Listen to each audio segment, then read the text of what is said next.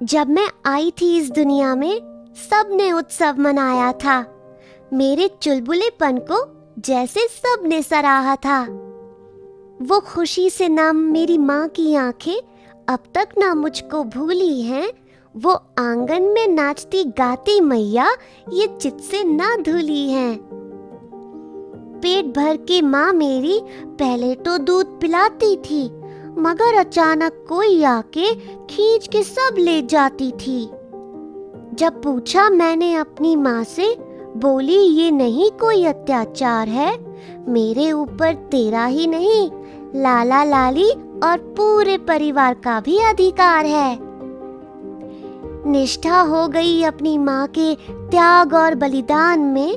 प्रेम भी नजर मुझको आता था काका काकी के आंखों और व्यवहार में। मगर अचानक माँ मेरी हो चली थी बूढ़ी वो। अब ना उसमें थी चमक दमक, अब लगती थी थकी थकी सी वो। एक दिन देखा मैंने, वो खुंता उसका खुल गया। वो दरवाजा जो रहता था बंद, हंस के उसको देख रहा। आज अचरज में माँ भी थी और वो चलती दौड़ती सड़क भी। छूट रहा था उसका आशियाना जिसको वो अपना समझती थी। ना काका की आंखें कुछ बोली, ना काकी की आंखें नम थीं, ना लाला और ना लाली, सब में कोई शर्म भी थी। प्रश्न था मेरी माँ के दिल में, अब कौन मुझे अब पालेगा, अब कौन मुझे देगा शरण, अब कौन मुझे सहलाएगा।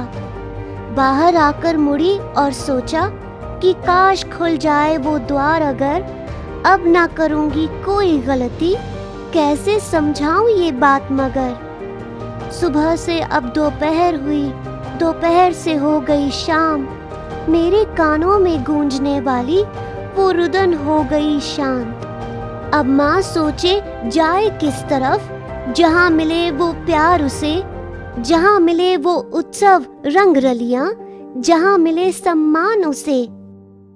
कोई रखे याद जन्मदिन, कोई प्यार उसे भेजे, कोई खिलाए पेट भर चारा, कभी कभी गुड़ अचार भी दे।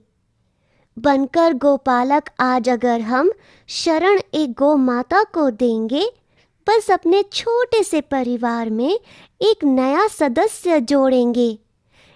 एक कदम, बस एक कदम आपका न जाने कितने गोवंश की रक्षा कर सकता है। गौ माता अपनाओ, गोवंश बचाओ।